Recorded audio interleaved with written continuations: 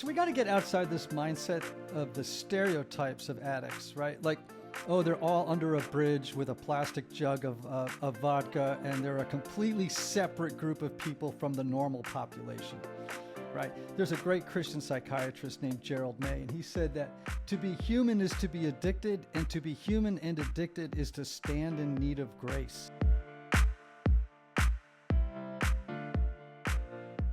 Well, our guest today is a person in recovery from drug and alcoholism, and he is no stranger to these destructive habits, knows from personal experience that the 12 Steps Recovery is more than just a life-saving strategy for substance abuse. He believes everybody is addicted to something. So what is it, Misty? Shopping. Like you had to ask. Right, exactly. And we're doing that to numb the discomfort of living in this messed up world. Morgan Cron is a best-selling author. He's written several books. The favorite title, Ian, is Jesus, My Father, the CIA, and Me. That's awesome. Yep, that was a memoir I wrote some years ago, and another friend of mine said the best part of the book is the title. Wow. Yeah, okay. Was that a compliment? Goodness. All right. Right. Oh, that's funny.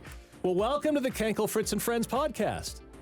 Man, I'm delighted to be here. Thank you. Yeah. So you've written a book called The Fix, How the 12 Steps offers a surprising path to transformation for the well-adjusted, the down and out, and everyone in between. So that covers us all. Well, why don't you talk about you've had that journey, your own 30-year journey through recovery and alcoholism, and you write about the 12 Steps program, how it restored your life. Talk about that. Yeah, so I have been attending 12-step meetings and reading 12-step literature for decades. And, you know, it's interesting. One of the things you often hear in meetings is, gosh, I wish everybody had a program. And you know what? So do I. And so after many years of hearing that and thinking about it, I'm like, I want to democratize the steps and make them available to everybody. Because here's the deal. They have literally transformed and miraculously changed the lives of tens and tens of millions of people who were once deemed hopeless. And I'm like, you know what? Everybody could do this and derive the very same benefits. Yeah. And so what was your entry into the program? Why were you there? Well, 30 years ago, and I began in 1987, I went into recovery for alcoholism, and then later had a little bit of a flirtation with drugs. And so I am well acquainted with what it looks like to try and find an external solution to an internal problem, you know? And I think that's common to all human beings. Trying to find some way or something to fix you. So how did it transform your life? Well, I mean, the 12 steps really have one purpose, and that is to facilitate a spiritual awakening of sufficient force that it not only expels our desire for outside solutions to internal problems, but it draws us into a relationship with God that also replaces whatever our fix of choice is and actually renders it unnecessary. You know, it's like, oh, that's not for me anymore, right? Now, there's a whole journey that entails, but you know, if you think about it, the 12 steps are like a trellis and you on which you can grow your spiritual life, right? And I think it's a wonderful design for living. It's good. You've said our addictions are fueled by the mistaken belief that something outside of us can heal the pain inside of us. Now here, I know there's at least one person listening right now that's like, I'm not an addict, because they're thinking of it in the traditional sense of the word. I was about to cork off with that, so thank you. Yeah. I'm not an addict. What would you say to somebody who's thinking that? Yeah, so we got to get outside this mindset of the stereotypes of addicts, right? Like, oh, they're all under a bridge with a plastic jug of vodka, and they're a completely separate group of people from the normal population, right? There's a great Christian psychiatrist named Gerald May, and he said that to be human is to be addicted, and to be human and addicted is to stand in need of grace. So, Misty, let's talk about shopping for a second, shall we? Woo, we're diving right in. All right, let's do it. Come on, let's go.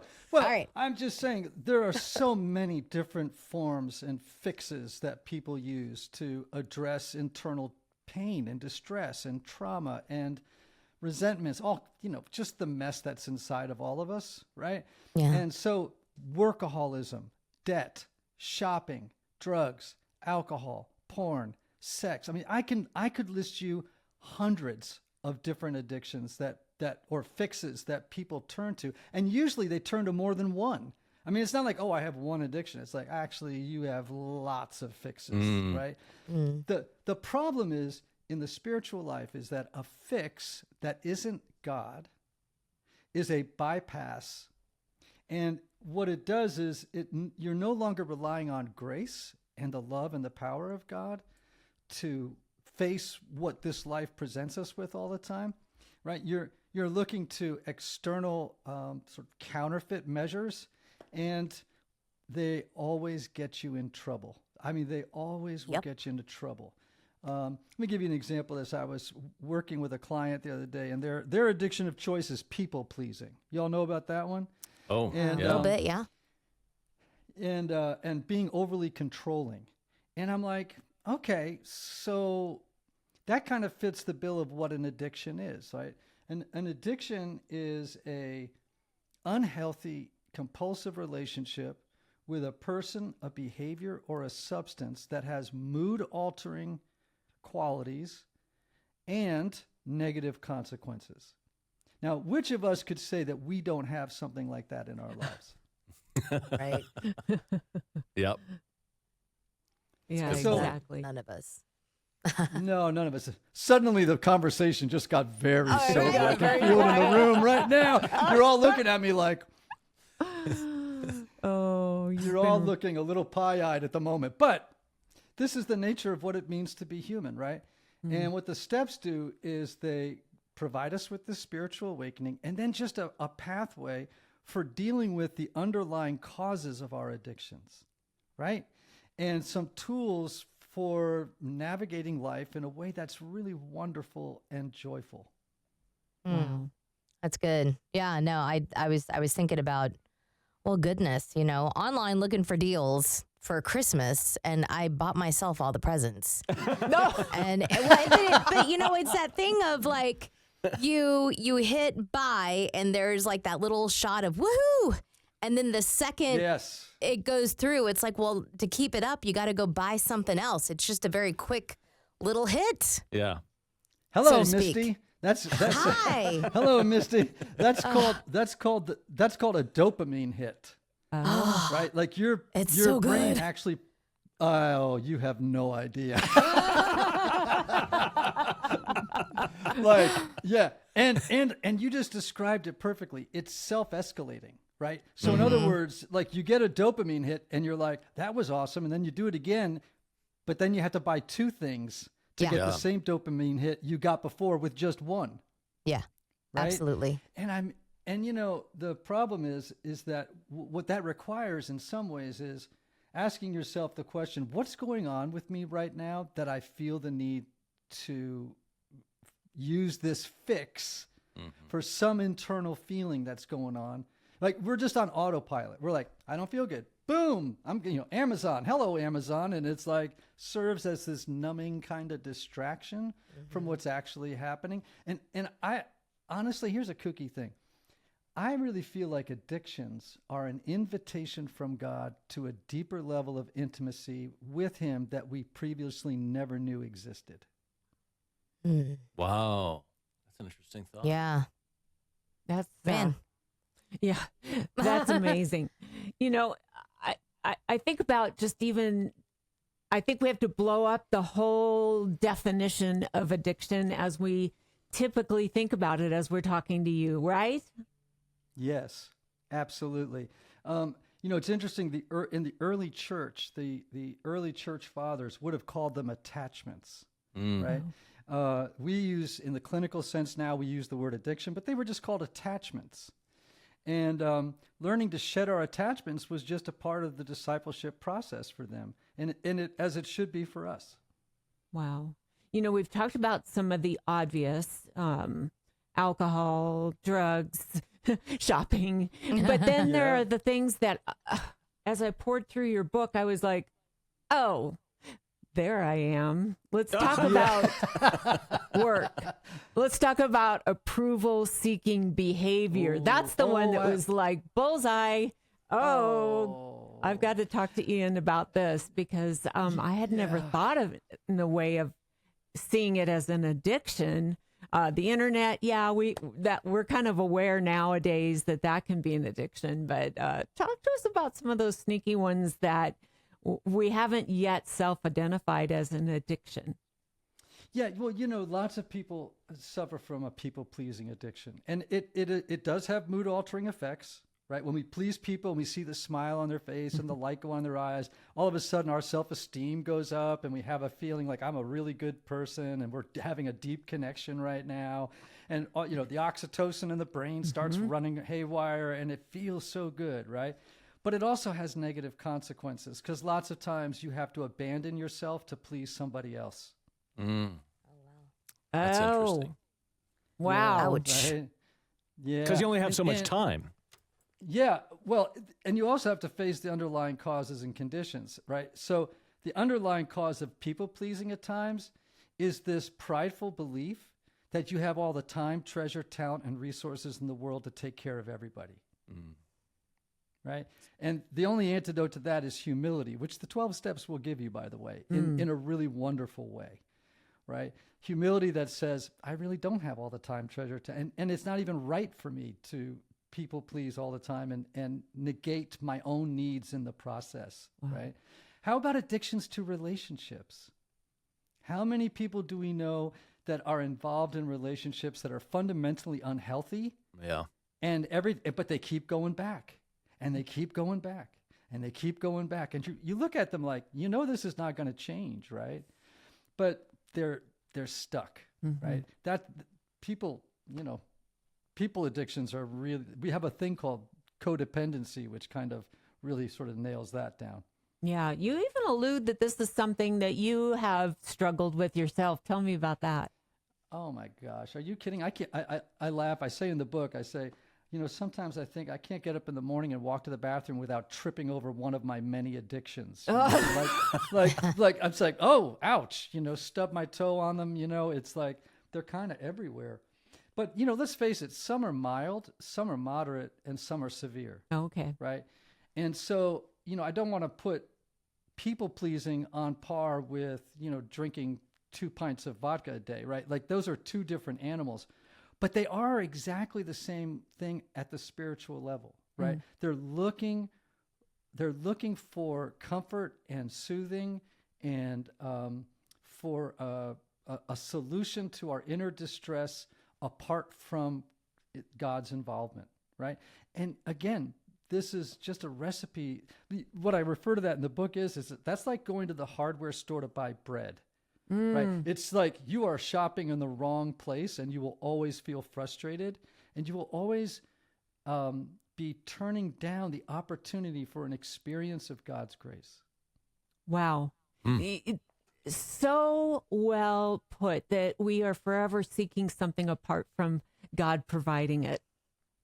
Yes, because there's kind of this weird level of, I'm just not sure if he will or if he can. And there's also a kind of willful self-determination there. It's like, don't worry, God, I got it. Sure. It's like, okay, I got this covered with this, right? So one of the things that I pray a lot in the morning is, and I always do this fill in the blank, like, Mad Libs, this will tell you how mature I am in the spiritual life. But the Mad Lib is, God, help me to find in you what I look for in blank. Help me to find in you what I look for in blank, in success, in money, in shopping, in whatever our thing is, in people pleasing, in my relationship with one of my kids, in my, I'm just always using it as a way of scanning my spiritual life a little bit. And I do it without blame or shame because I just know this is what humans do, right? And so it's just like, oh, there I go. I'm looking for God, or I'm looking for what only God can provide in blank. How can I give God consent to take that desire away? That is just speaking really loudly to me right now. Oh. That's my downfall is just, did I do a good job? Am I doing a good job? Are you approving of what I'm doing? Yeah. And, that's not even fair to the people that are around you because, they aren't God. So if I'm not secure in who I am and who he created me to be, then I'm going to be off base. Yeah. Yes. Now, Sally, one of the things I want you to do is when you recognize that in your life, like, don't blame yourself, shame yourself, beat yourself up. Oh, but I'm so good at that. I know because that's the flip side. That's the dark side of people pleasing, right? Here's what the 12 steps teach, and this is pretty radical, but it's so biblical, it's ridiculous. I can't believe we don't talk about it more. We can try to change ourselves through one of two paths: reformation or transformation. Okay? So self-willed reformation is, I'm going to make myself a great Christian. I'm going to get up tomorrow and by force of my unaided will, I'm going to be good. I'm going to be loving. I'm going to be kind, peaceful, patient, good, self-controlled, all these things, right? I call that taping fruit to trees. I call that reading my diary. Yeah, How dare you? When you do that, you are just taping fruit to trees, right? That is actually, I understand that it's well-intentioned. It's just wrong, right? Yeah. Because it's that kind of self-willed effort is in opposition to the gospel of grace. Now, what we really want is transformation. Yeah. Transformation is when you allow God to do for you, namely change, what you've never been able to do for yourself. So it's a matter of coming to God and saying, God, I give you consent to take away my people-pleasing. And in as much as I can be part of that equation, great. But it's not up to me. It's up to you. That's your job. And so I'm going to come. And now, the problem is that we are so controlling and ego-centered that the moment we say that, we then go off and try to do it again on our own unaided effort instead of surrendering, admitting our powerlessness over these patterns, and then just embarking on a journey of maybe getting underneath what's happening there, right? And then, like, honestly, Sally, like, most people who tell me they're people pleasers, this is going to sting a little bit. You ready? It's actually that they're not people pleasing, they're approval seekers. Yes. And so what you're looking for is a drug in a form of somebody else going, way to go, Sally. What would I do without you? Right? Yep. And when you can, Well, let's just pause for a second, Sally. Yeah. Way to go. No. I mean, you're amazing. And I don't know how we could go on. That's nice. It's nice to know that Kank is your local dealer. Yeah. Well, right this moment. Yeah. Oh, goodness. He's never dealt with me before. Wow. Yeah. I don't know if you noticed how this whole conversation started with him telling me I made a mistake. So yeah, I have lots of opportunities to say, Lord, my sense of identity is in you. Before we go, I just have to ask you kind of another obvious question. You called this book The Fix. I think we're all looking for one. Is that why you tell us about naming the book? Yeah. So, it's, it has a double meaning, right? Okay. There's the fix, which is what obviously addicts talk about we're when they're searching referring for. to their drug of choice, right? Like, oh, I need a fix. Yep. But, and by the way, how many times do you hear people say that just in passing, oh man, I need my daily fix. Yep. It's just like people talk about fixes all the time, just in a lighthearted Here's way. one. Yeah, exactly. Cup of coffee. Now, Yep. when we talk about the fix, what I'm talking about is the real fix. And the real fix has to do with this new relationship with God, this depth of relationship with God that the 12 steps can give everybody. That's the real fix, beginning to live a more God-centered life, and giving you the tools to get underneath some of the behaviors that are tripping you up, and also cultivating a lifestyle that brings about wholeness and health in your relationship with God, with yourself, and with others. Wow. You know, I realize as we're talking about people pleasing, I used to work with a comedian. We were both in the same show, and it was interesting knowing her on the show, seeing her after one of her comedy shows. She was on cloud nine, and I'm wondering, is it? I've noticed that in our business, and probably in that business too, a lot of what you're doing is for the feedback. You made the audience laugh, and I'm wondering on a deeper level, like Robin Williams, there could be more of a deeper issue going on, but maybe part of what we're performing for is that feedback, that we're good at what we do. You know. Yeah, absolutely. Exactly. And, I do that too, right? I do that with books. I do that with speaking and my coaching work and, my podcast, things like that. That said, I think you have to be careful that you don't confuse a healthy sense of satisfaction, that I'm doing what I'm meant to do. I'm flowing in the gifts that God has given me, and it's brought about some really good things. Now, if you can't live without it, though. Oh, yeah. If you're like, I've known some comedians, I'm thinking of one in mind, and when that person was no longer on the road doing what they were doing, they just sort of aged out.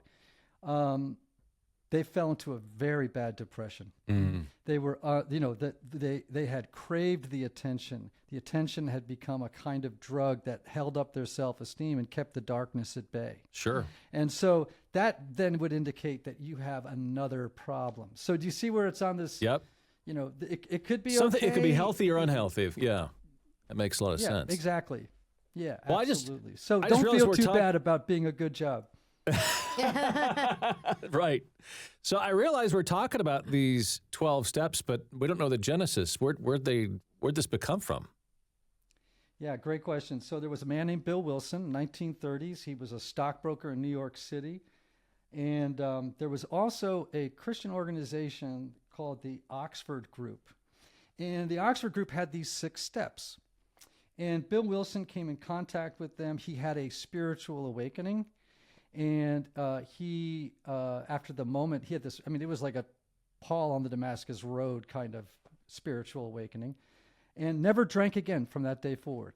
And he was dying in a hospital when this happened, okay? And then he took those 6 steps. They eventually evolved into 12. And then he began to notice that lots of people were starting to find sobriety or wholeness and healing as a result of working those steps. He thought it could start a world revolution, and he thought about sharing them with everybody, but just decided that he was going to focus his attention on alcoholics. Today, we have hundreds upon hundreds of 12-step fellowships for different addictions and mental health issues and whatnot.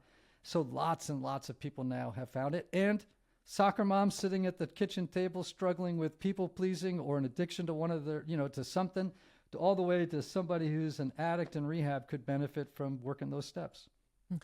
I noticed that each chapter is named after one of the steps. Why don't you go ahead and talk about the individual steps?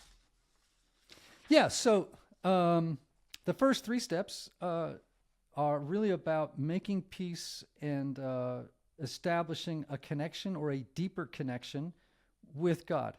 It's admitting powerlessness, surrender, saying I'm out of ammo. Like Sally, let me ask you a question. Have you ever tried to give up people pleasing on your own power? Yeah, well, sure. Mm-hmm. Yeah. That shows up as like anger. Well, I don't care what they think, Yeah. Ah, okay. Yeah, and so it hasn't really worked real well, has it? No, and it's empty. It's empty, right? empty. And that's reformation. What you want is transformation. Yes. And what transformation is letting God do the work, right? And people are like, well, that's lazy. I need to try. It's like, well, then I think you need to go back and read the Bible. Like you're just not really picking up on a gospel of grace, right? So Steps 4 through 7 are about establishing a deeper and healthy relationship with yourself. And that involves a good deal of self-reflection, and the steps and the workbook for my book walk everybody through this step by step, very, very practically, right? And then 8 and 9 is about healing your relationships with others, right? It's about doing some reflection work and like saying, is there not a list of people that with whom I need to make amends? And I'm carrying a lot of stuff inside because of old unresolved anger, disappointment, or ways that I've hurt other people that I just haven't gone back and done the mending, right?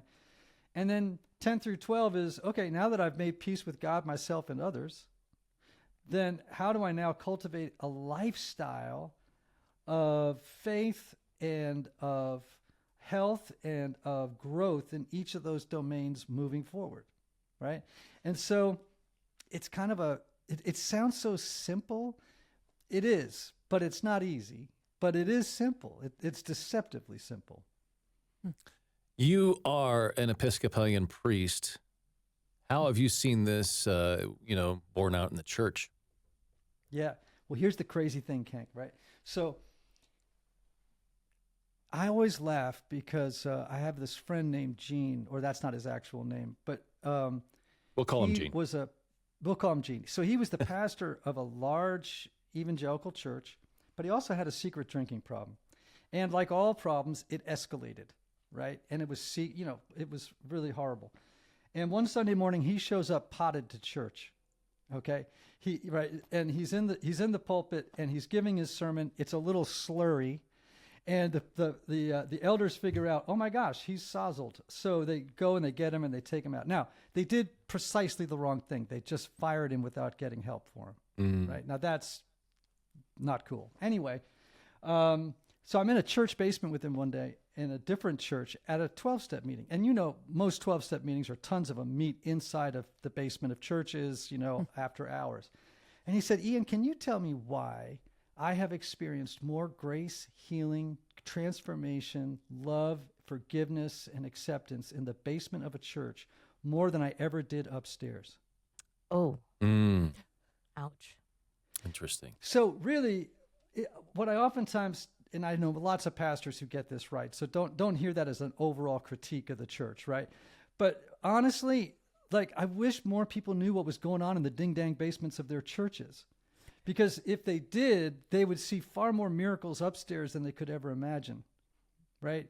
Like, I think it should be mandatory that pastors at least 4 times a year attend a 12-step meeting to see the work of God in people's lives so that they could translate it upstairs into the lives of people who don't, identify as alcoholics or addicts, right? But they could get the same juicy, good, wonderful stuff if they were to have a little bit more of a conversation with the kooks downstairs than they do, It reminds me of something Mike Donaghy said, that he felt like the church should be like a 12-step program. Mm-hmm. But we greet each other in the hallways like everything's fine. But, yes, it should be more like what you're talking about. Yeah, well, so the first step is we admitted we were powerless over alcohol, that our lives had become unmanageable. Well, anyone could say, I admit that I am powerless over sin and that my life has become unmanageable. Anybody could say that. Yep. Anybody could say, I admit that I'm powerless over controlling people, places, and things, and that it's making my life unmanageable. And we could go through all the steps, right? And just plug that in. And if you did that upstairs, you would begin to see wild life change, right? And where you normalized brokenness in the church. I don't have to put on a mask anymore. I don't have to pretend that everything's okay. I don't have to dress up the kids in bow ties and vests and have everybody wearing the same stuff on Sunday morning to show up and look like a Christmas card every Sunday. I can come as I am. Right. Do you know what I'm saying, though? I mean, I don't want to be too hard on the church because I love the church. So don't hear that. But I also recognize that these things happen, right? And in some ways, the church when it's not very healthy is the place that you are least likely to bring your true self. Mm-hmm. And that's one of the things I love about what happens in the basement is I always laugh. I say, this is the only place in the world you can come and describe how you just burned your life down. And everyone goes, we love you. Keep coming back. You know? That's awesome. I think that's how I think it's how it should be upstairs too. Yeah. Oh, absolutely. So the 12 steps designed to keep us away from these behaviors that, trip us up. Would you say that should be a sole aim for us? Well, I think the big goal of the spiritual life is to realize and enjoy union with God. It's pretty simple, right? Just union with God. So to me, that's the big aim. The 12 steps are just a tool. I don't want to turn them into a magic plan, right? They're just a tool that helps us realize that we are in union with God and how to live and stay in union with God from moment to moment on a daily basis.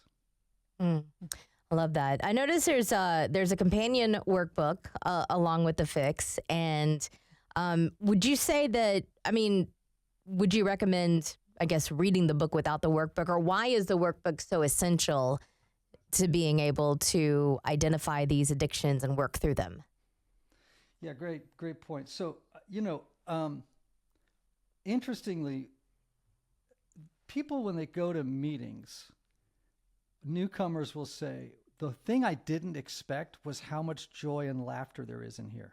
Like they thought it was just going to be a bunch of people sitting around hanging on by their eyelids, talking about not drinking. You know what I mean? Like, oh, look at Bob over there not drinking. What a good job he's doing. You know what I mean? It's like, that's not actually what happens. So anything you've ever seen on TV in terms of like depictions of those meetings, like they're completely wrong. They're usually glum and sad. And Yes, like they are. Yeah. Oh, it's terrible. And that's not what happens. I promise you, right? The focus is on the solution, not the problems. And so for me, the workbook is so important because the book is filled with joy and stories and laughter. It's serious on one level, but on another level, it's told in my Northeastern Irish Catholic-y voice, which is kind of snarky and funny. And then what the workbook does is it helps people actually practice the steps one at a time. So it's not just describing the 12 steps. The book is actually walking you through them so that you can do them for yourself, either alone or in a group. Okay. Wow.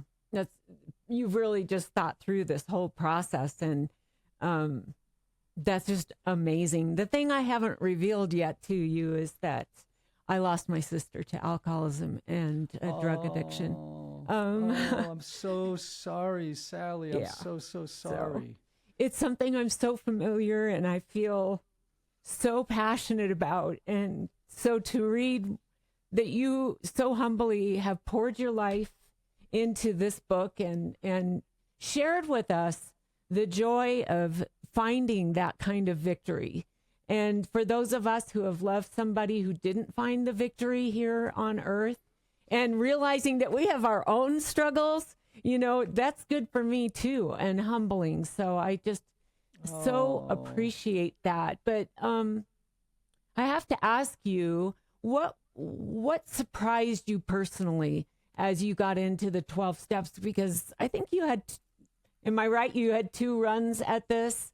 You had some success and then a fallback and found your way back out again. Absolutely. First of all, Sally, can I just say thank you for sharing that with me, and in tandem with, recognizing that this is something for everybody that anyone could benefit from. And I've sat with so many people who've lost people they love, and the book actually could be helpful for people who have friends in 12-step recovery or family members, so they understand the road and the process that their loved one is on. But I just feel really moved right now by what you just said. And, so much of what you said has just lifted me up. I remember at her service at the end, I portrayed my sister as I saw her, which was beautiful. And somebody very close to me walked up and said, "Oh, you don't ever have to be ashamed of your sister." And I was like, what? how could I ever be ashamed of somebody who fought the good fight and is now in the arms of Jesus? But that's what y'all are up against, as you make this decision to take back your life through the 12-step program. Wow, we should all be sitting back and saying yes and amen, and how can I be there for you right now? Yeah, and how can we be there for each other? Yep. Because, your sister didn't have, like, her drug and alcohol use, or mine, I can only speak for me, right? That wasn't the problem. That was the solution. Yeah. We thought that was the solution, not the problem. And what the steps do is they help us realize that our solution ends up becoming more of a problem than the problem it was trying to solve. And bless her, I can't account for why some people on the journey at the more severe side, right, of the spectrum make it, and why some don't. But I do know that for those who get on that journey and remain on it by God's grace, it can get better. Yeah. It gets better. And but bless her and bless you, and thank you so much for sharing. Now I feel like we need to talk for an hour after the show.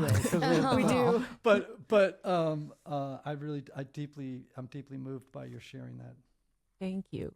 Well, tell us about that personal journey. Tell us about finding recovery, falling back, and finding recovery again that now is with you.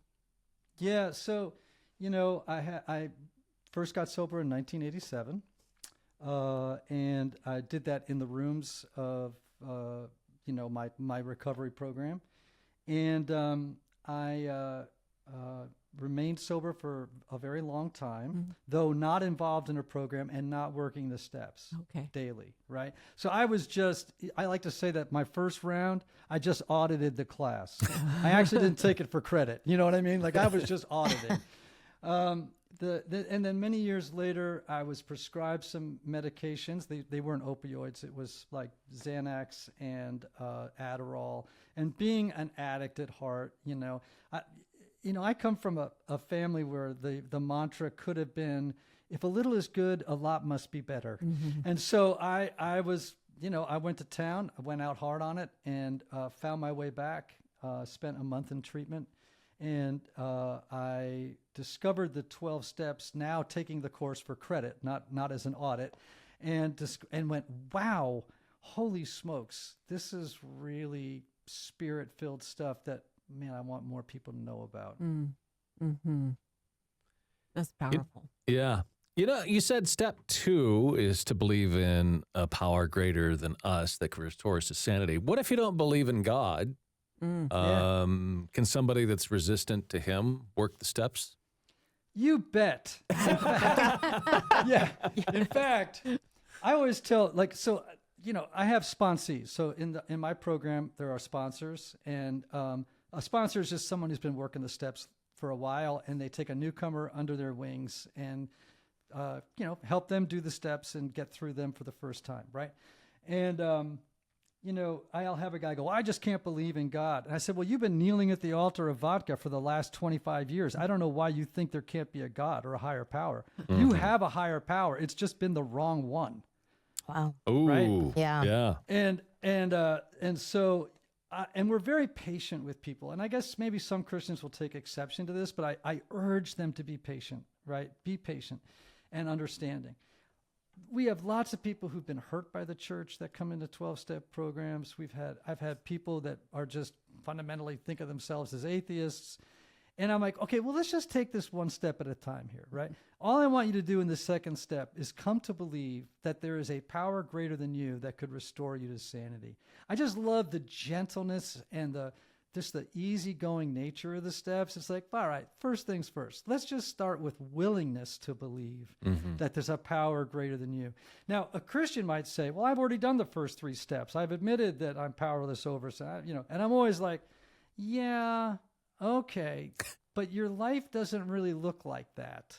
Like, you know what I mean? Like you have intellectually admitted that, but at the level of experience, that doesn't look evident to me, And so for me, I think one of the things that those first 3 steps does for Christians is it gives them a chance to evaluate their relationship with God and to perhaps get rid of old ideas about who God is that really aren't true and not serving them, to be able to have a more clarified and truthful understanding of who God is in their lives. So, but for 8th, I know tons of agnostics and 12-step programs who are just trying to figure out who God is. And by the way, eventually, many of them find Christ. Many of them, So I just tend to be like, we'll just be patient. Let's see how this goes, Exactly. Yeah. So what, someone's listening right now, maybe they're driving down the road, and what is one practical step that somebody could do today to begin their journey towards recovery? Yes, send help. Well, send help. Well, let's just go back to step 1 for a second. We admitted we were powerless over blank, that our lives had become unmanageable. I think the first step on the journey is admitting, and I used this phrase earlier, but I love it because a guy said this to me once and I almost fell out of my chair. He just looked at me and he went, "I'm out of ammo, bro." I've tried everything.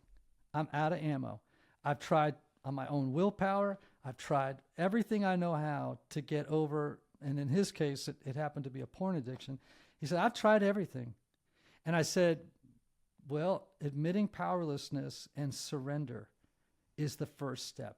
You just got to get honest and say, you know what? I can't get over my shopping thing. I've tried. I keep going back to I keep drinking from the wrong well. And then, or it may be people pleasing, or it may be, I don't want to go through my list of all the addictions, but you get the idea. It's really just getting honest with yourself. And ironically, and Paul had this experience, right? Like when you hear Paul say, I don't understand why I can't do what I want to do, and I keep doing what I don't want to do, right? That's reaching your bottom. That's at a place where you kind of go, I'm powerless, God. I mean, you're gonna have to sort this out. That's a pretty good place to start. And interestingly, when you admit powerlessness, suddenly, paradoxically, you find yourself infused with a new kind of power that you didn't know existed, except it's not yours, right? It's the power of God. That's true surrender. That's true surrender. Yeah. Yes. And when you can get to that place, you can't believe the joy and the peace and the unburdening that comes when you finally go, I'm lost, man. You're going to have to figure this out. I need your help. Which really, that's the beginning of surrendering your life to Jesus in the first place. It's probably forgot how that step that you made. I can't get myself to heaven. I've tried my life on my own, and it's not working out, God. I'm going to give it to you instead. Yeah. By the way, don't you think you ought to do that every day? Absolutely.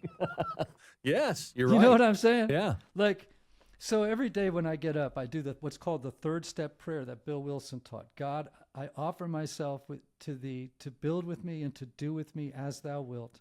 Relieve me of the bondage of self, that I may better do thy will. May I do thy will always. And I love that prayer because it is this daily admission that I'm powerless over, and I'm not just powerless over drugs and alcohol. Hey kids, I am powerless over people pleasing. I am powerless over, all my many addictions, bad habits, self-destructive behaviors. And there are so many of them that it's like whack-a-mole. I mean, every day and like, it's an exercise in futility for me to do anything but get on my knees and say, hey God, you're going to have to take away these shortcomings and make me new, because I'm out of ammo on this one. Yeah. Oh. We should all realize we're out of ammo. Yes. Daily. Right. Exactly. Yeah. Right. Yep. Because I think we miss our own self-serving behavior. Because there are addictions, and we've identified them, I think, pretty clearly today, that are more socially acceptable than others. Oh, so we're kind of flying under the radar, as they say, right, Ian? Yeah. Well, I mean, let's take workaholism. That is not only acceptable, it's praised. Yeah, it's celebrated. Yep. It's celebrated, right? And yet what's going on there? Well, oftentimes you have a man or a woman that has this fear of being valueless, of not being loved apart from their achievements and their success and their money, right? And their job titles, et cetera, right? And so they find a fix. And the fix is work and achievement. And it has mood-altering effects, makes them feel good about themselves. And every time the neighbors look at their new Mercedes in the driveway, they go, "Ooh, that feels yummy." And then they then build a life where they're working 70 hours a week. Their wives or husbands are estranged from them because they're always gone. Their kids are estranged from them because they're not involved enough in their lives. Their health goes down the tubes. They may get divorced or live in an unhappy partnership. So it has negative consequences. I mean, this is just pure addiction, right? And by the way, when you take the job away from them, let's say they have a heart attack or they retire, right? And suddenly depression comes. I don't know who I am anymore because my whole identity was organized around that job, right? And my best friend, my job is now gone, and they grieve, and there's a kind of lostness. And doesn't that sound like you're trying to give up heroin? I mean, it is. It's the same thing. Yeah. Right? It's just taken now a socially acceptable form. Mm-hmm. And unfortunately, I feel more sorrow for people who have socially acceptable or more minor addictions than people who have addictions to alcohol and drugs, because people like me, that problem becomes public eventually. And that problem becomes, obvious. And there's a place for folks like me to go to get help, right? I feel sorry for the folks who are doing this stuff in private or in secret, or it's being praised or celebrated, and they're experiencing all these negative consequences, and they're not experiencing the intimacy with God that folks like me get to enjoy. Wow. But they can. Such a juxtaposition of thinking this whole discussion has been. Talk to us for a moment. This is not fair so late in our conversation, so I apologize. But how do we love an addict into recovery? I think that is the biggest struggle when it's drugs and alcohol, specifically, as we said, the ones that are more obvious on the surface level. I mean, if somebody has cancer or a cold, we're there to feed them cold medicine and cancer medicine and take them and feed them. But when somebody is into the middle of addiction, we're at a loss. What do we do? Where do we go? How can we make this change? So for people on the severe side of the addiction continuum, which is what you're referring to, right? Mm-hmm. I always like to say, alcoholism isn't a tuna casserole problem, right? It's not something where you can just drop a meal off at their house and go, thinking of you. It's like, oh, no, it requires something different. And it's actually quite counterintuitive. So first of all, you can't save or change an addict. Right, Sally? I mean, you can't. You can beg, you can plead, you can pay their rent, you can love them to death, you can enable it, you can try to change them, you can beg them, plead, on and on and on, right? Been there, and you'll done probably that. And you'll probably try that at first, and it's completely understandable, right? I understand. That's the intuitive thing, because it works with other things, right? Mm-hmm. And so I have a son, and I have permission to say this, who's in recovery, right? And we had 3 rodeos in treatment with him. And now he's sober for 2 years and doing great. And so I'm thrilled. And his life has been radically changed by working the 12 steps. And, we had to get to a point where, one, we had to recognize, I remember his counselor at treatment said this to me. He said, if you want to help your son, work on yourself. Yeah. And I remember, but I'd been working on him for a couple of years. And they're like, no, you got to give that up. Like, it's up to your son to make the change in his life. You cannot manufacture that for him. So we went to Al-Anon, which is a group for people who have family members. And, my wife is a person who can have 1.5 margarita a year and leave it on the counter. And I'm like, how do you do that? That makes me annoyed, right? It's like, what? Like, how do you do that? Right. But she recognized that she had developed as equally a kind of sickness of the soul that my son had with drugs, but it was in her relationship with him. And so she had to take care of herself and learn how. And so what had to happen was we just had to live with our boundaries. And we reached a point with him where it was like, hey, man, we love you, but you can't live in our house as long as you're using. And we laid down that rule one day and we asked him to leave. He spent a couple of days on the street by himself, no money, no car, no clothes, no job, no nothing. And he finally had his moment of awakening, like, yeah, they're right, I need help. So it's so counterintuitive, but just establishing with love and understanding and compassion and saying, you know what, I can't be in a relationship with you while this is in play, this behavior is in play, and I will do anything when you're ready. When you're ready and say, I give up, I'm out of ammo, I will be here to help you. And I love you. And, you know, anyone who's been in a relationship with somebody on the more severe side of the addiction side knows what I'm talking about. It's a very courageous thing to have to do, but it's something you have to do. Amen. Good. Thank you. Oh, yeah. Well, you've done a great job opening our eyes of, I guess, problems we have now.